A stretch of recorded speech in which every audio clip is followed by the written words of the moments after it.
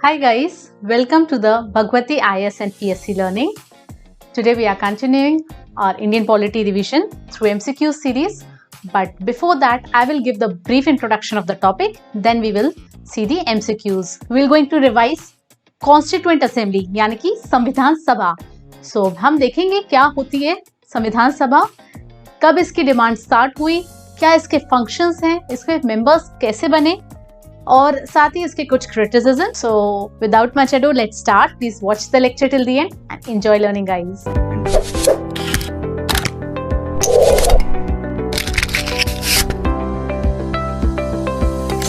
तो संविधान सभा की बात करें तो बेसिकली संविधान सभा, जैसे कि आप नाम से ही समझ पा रहे हैं, एक ऐसी सभा जिसका कार्य संविधान निर्माण करना था.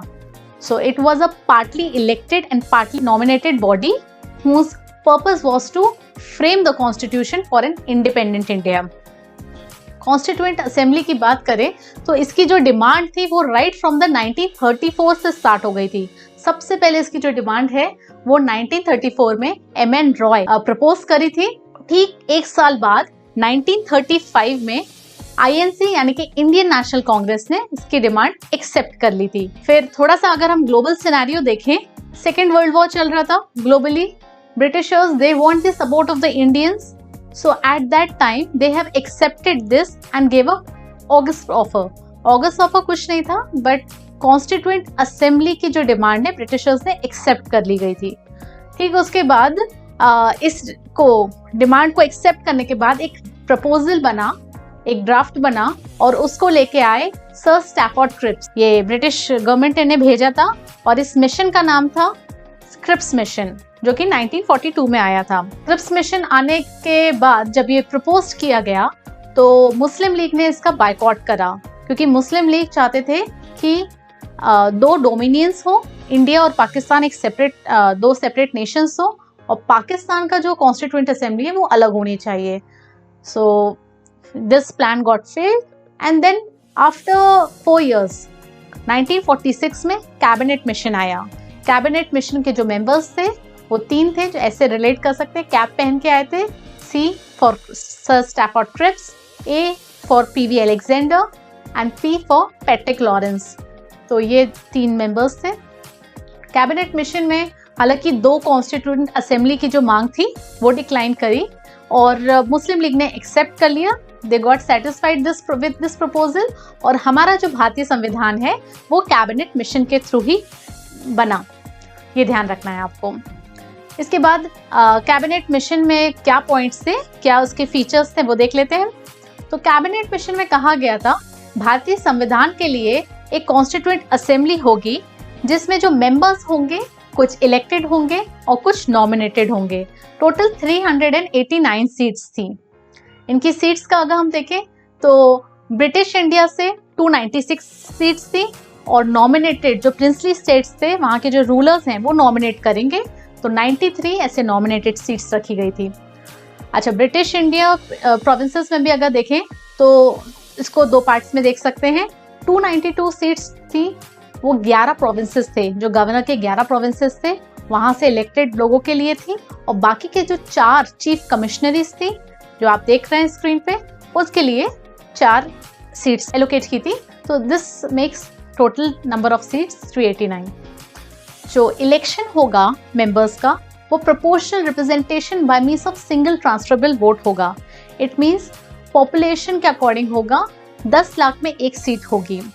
और जो रिप्रेजेंटेशन दिया गया था कैबिनेट मिशन में वो 3 कम्युनिटीज का दिया गया था, मुस्लिम, सिख एंड जनरल. हिंदूज वगैरह सब जनरल में आएंगे. सो ये आपको ध्यान रखना है. तो this is how the whole cabinet mission था.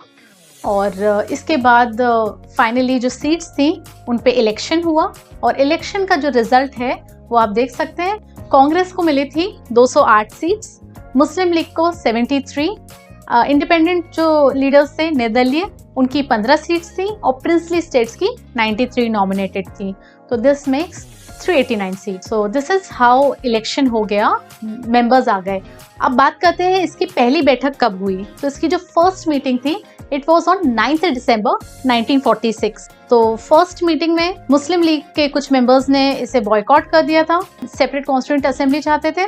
ध्यान रखिएगा, only 211 members have joined the first meeting. First meeting में जो सीनियर मोस्ट मेंबर थे उस टाइम, सचिनंदा सिन्हा, उनको चेयरमैन बना दिया था। और ठीक आफ्टर 2 days 11 December 1946 में doctor Rajendra Prasad, he was the permanent president of the constituent assembly. इसके बाद 3 December 1946 में ऑब्जेक्टिव रेजोल्यूशन को पेश किया गया कॉन्स्टिट्यूएंट असेंबली में, और जो पारित हुआ बाद में अडॉप्ट किया है 22 Jan 1947 में। ये कुछ इंपॉर्टेंट डेट्स हैं जो ध्यान रखनी है।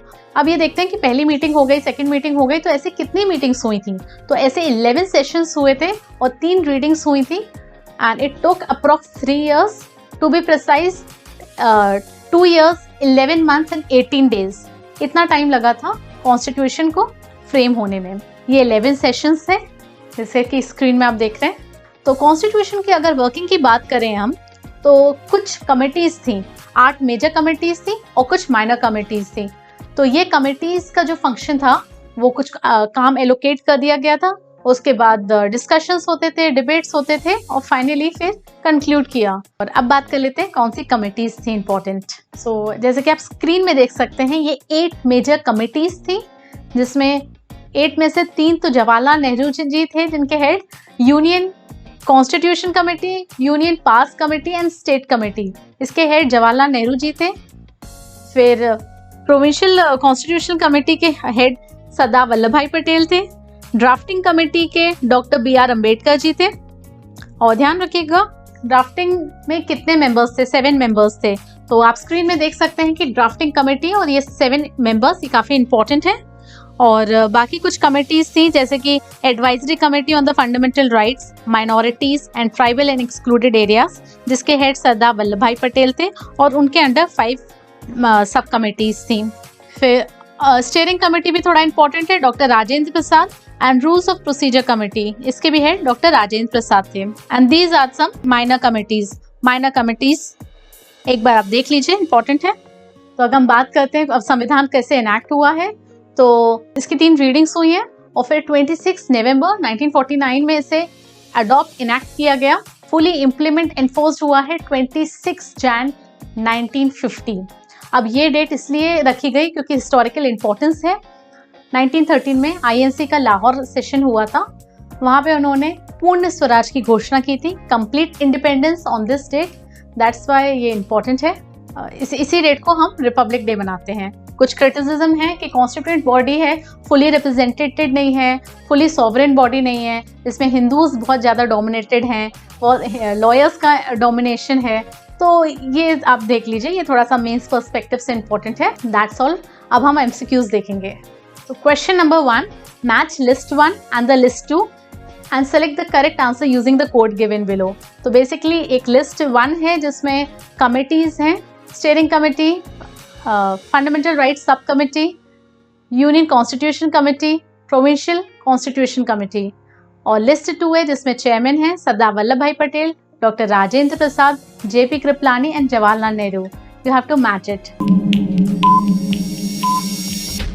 So here the answer is A. Chairing committee के head doctor Rajendra Prasad, fundamental rights sub committee के हेड थे JP Kripalani, union constitution committee के हेड थे जवाहरलाल नेहरू जी, और प्रोविंशियल कॉन्स्टिट्यूशन कमेटी के हेड थे Sardar Vallabh Bhai Patel. Question number 2, the constitution of India as framed by the constituent assembly was fully adopted and enacted on which date? So here are your options. Option A, 15th August 1947. Option B, 30 January 1948. Option C, 26 November 1949. Or the option D, 26 Jan 1950. So हम ऐसे discuss कर चुके हैं कि adopt enact कब हुआ था? 26 November 1949। इसी डेट को हम कॉन्स्टिट्यूशन डे भी मनाते हैं। Next question, what was the procedure followed for the adoption of the Constitution of India? Here are your options. Option A, it was submitted to the people of India for ratification. Option B, it was submitted to the Governor General for his assent. Option C, it was adopted when the interim government approved it. Option D, it was adopted when it received the signature of the president and the members of the Constituent Assembly. So here the answer is D. इसे कब adopt किया था? जब president ने signature sign किए थे और जो जितने भी मेंबर्स थे सबने साइन किए थे. टोटल 284 मेंबर्स ने इसमें साइन किए थे. Next question, the members of the constituent assembly were, ये option A directly elected by the people, B nominated by the governor general, C elected by the legislatures of the various provinces and nominated by the rulers of the princely states, or the D nominated by the Congress and the Muslim League. जो members थे constituent assembly के, अभी मैंने बताया भी कि ये इनका इलेक्शन हुआ था, मतलब इलेक्टेड थे प्रोविंशियल लेजिस्लेटिव असेंबलीज से और प्रिंसली स्टेट्स के नॉमिनेटेड थे. तो यहाँ पे आंसर हो जाएगा सी. Last question, which of the following provisions of the Constitution of India was or were given immediate effect from the 26 November 1949? तो जब अडॉप्ट इनैक्ट किया था तो कौन कौन से फीचर्स हमने लिए थे उसमें? ऑप्शंस हैं आपके 1 citizenship, b emergency provinces, 3 elections, 4 federal system. Select the answer using the code given below. ये आपके ऑप्शंस हैं. Option a only 1, option b 2 and 3, option C 1 and 4, or the option D 1 and 3. So here the option is D 1 and 3, यानी कि citizenship और elections लिए थे. So this is all from my end, friends. If you have any doubts and queries, let me know in the comment section. Please like it if you found it useful. Share with your friends. Subscribe the channel if you haven't already. The bell icon for further notification and updates. Thank you so much guys for listening. Take care.